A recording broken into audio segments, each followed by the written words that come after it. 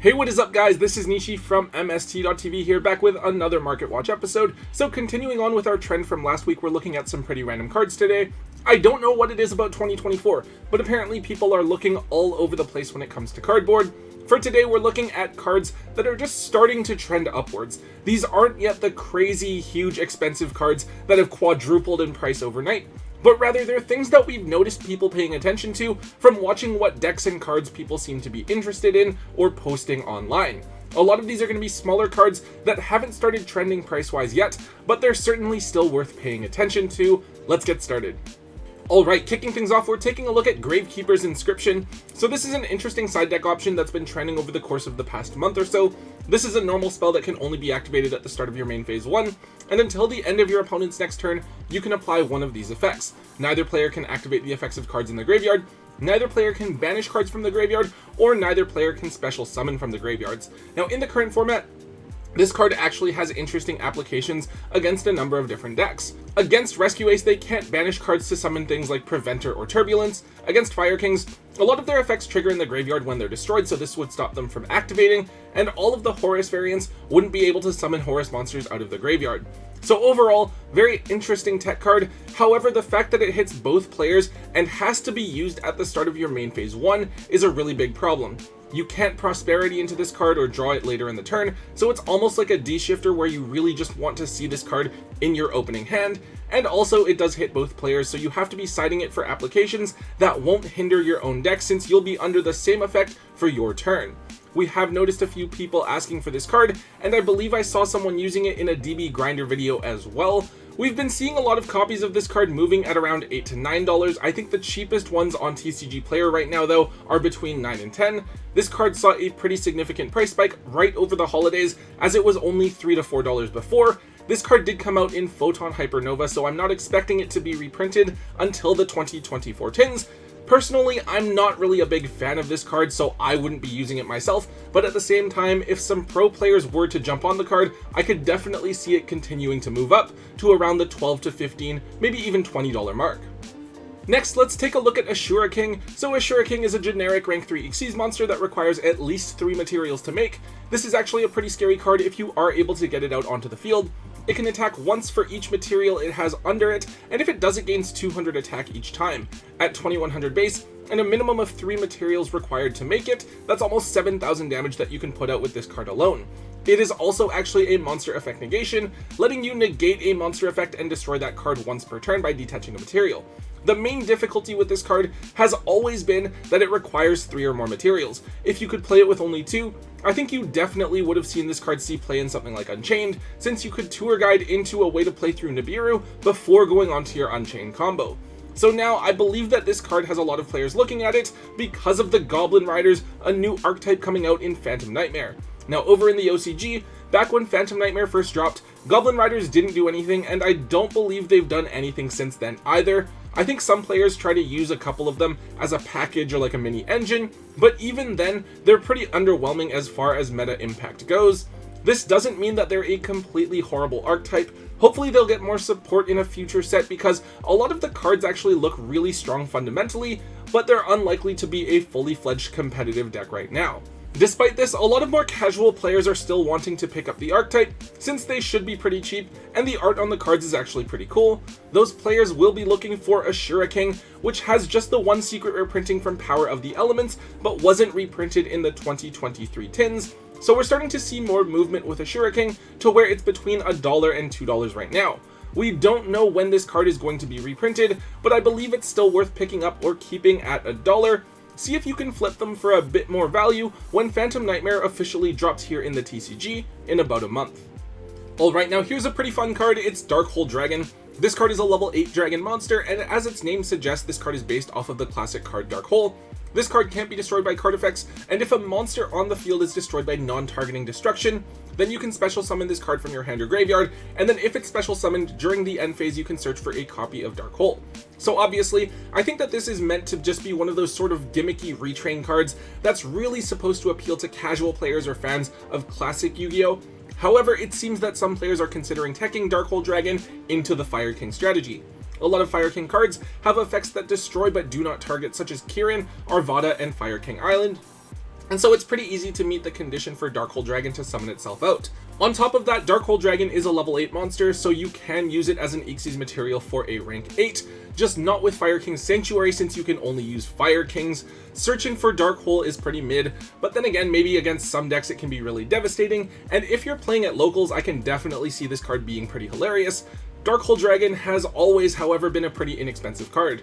The Ultras have never really been anything more than $1, and even right now, I think they're just barely moving at $1 to $1.50, and then the quarter centuries are pretty cheap too. It's not as bad as some of like the Testino ones, but these are historically between $20 and $25, and they're still right around that mark. With this card, don't take it too seriously. It may be an interesting tech for somebody to try out just for fun, but unless you have it in your binder or your bulk already, you probably just want to stay away from this card unless you're grabbing it for extremely cheap. Okay, so this is a card we talked about a month or two ago. It's World Sea Dragon Zantis. Zantis is a Link 4 monster that requires only one material, if you choose to summon it that way. It's just a giant board repositioner, banishing all monsters on the field and then special summoning back the same number of monsters from the banished zone. So I believe that Marincess used to use this card to banish the field, and since you were waterlocked under the Marincess cards, if your opponent wasn't playing water monsters, this card was basically just a free board wipe. Aside from that though, the card never really did too much. Now, however, the card is being used in the extra deck alongside Salamangreat Raging Phoenix, as it can help enable OTKs. Basically, you turn a Raging Phoenix into Zantis, summon something back onto both fields, trigger the effect of Promethean Princess in the graveyard, and then you bring back Raging Phoenix with a stat buff and OTK your opponent with a ton of big bodies on board. This card is obviously a key part of the combo, and is currently a really popular little extra deck package over in the OCG for Fire Kings, which are basically a tier 0 deck over there right now. With Zantis, this card has 2 different printings, and each of them is secret rare. The originals from Darkwing Blast are around $5, and the 2023 tin reprints are at $1 each. We talked about this card a month or two ago, and we pointed out that there isn't much of a difference between the 2 printings, so I suggested picking up the reprints for 25 cents each back then. Hopefully you did. Even though the originals are up by more right now, you're probably going to have a much easier time moving the reprints for a couple of dollars rather than the originals for 5s. If you can still grab the reprints for $1 in trade, it's not a bad card to hold on to, since this is something that a lot of players are going to need to have in their extra decks after Phantom Nightmare comes out. Next up, I want to take a look at pre-preparation of rites. So we've talked about a couple of quarter century secret rare cards recently, such as Selene and Herald of the Arclight, and since they are the max rarity printing of a lot of cards, quarter century printings are going to be among the first cards to be targeted for buyouts. So right now, over in the OCG, Fire Kings are like a tier 0.5 strategy, but the Voiceless Voice archetype is one of the next viable contenders after that. They might be better known as the Silent Force archetype from the OCG. They're a ritual-based archetype, where a lot of the cards are retrains of classic ritual monsters, such as Saphira and Skull Guardian. Pre-preparation of rites is a card that is used in the strategy. It searches for any ritual monster, and then any ritual spell that lists that monster's name on it specifically. This stops it from going crazy in a deck like Nekroz, but helps to improve ritual decks' consistency, since ritual strategies are inherently harder to pull off, since you have to have the correct combination of monsters and spells. Now, when Rarity Collection first came out, pre-preparation was one of the more overlooked cards in the set. At one point it was as cheap as $5, but for most of the time, the quarter century printing has been between 9 and 10. However, over the past month or so, hype for the Voiceless Voice archetype has grown, and players were looking for cards to pick up for the deck early. Pre-prep is run at 2 to 3, and so the card has gone up to just over the $20 mark per copy. The interesting thing is that with pre-prep, it's only the quarter century printing that's gone up. Even with the other luxury rares, so the Alti, CR, and Platinum Secret Rare, those are only $1 or so still. Basically no movement at all. I personally still prefer the collector's rares, so that's the rarity that I would be playing if I chose to play Voiceless Voice. However, the whole quarter century market is still relatively new. We don't have much in terms of precedent to try to figure out exactly how the price is going to be long term. The one thing we can assume is that QCR pre-prep's price is going to depend largely on the deck's performance here in the TCG. So I just want to touch on this one briefly. It's Ghost Mourner and Moonlit Chill. So this is probably one of the more forgotten Ghost Girl hand traps. Also, its alternate art is really bad. If your opponent special summons a monster, you discard this and negate its effects for the turn, and if that monster leaves the field, the controller takes damage equal to that monster's original attack points. So this card is a side deck hand trap that some people play if they really just want to negate effects.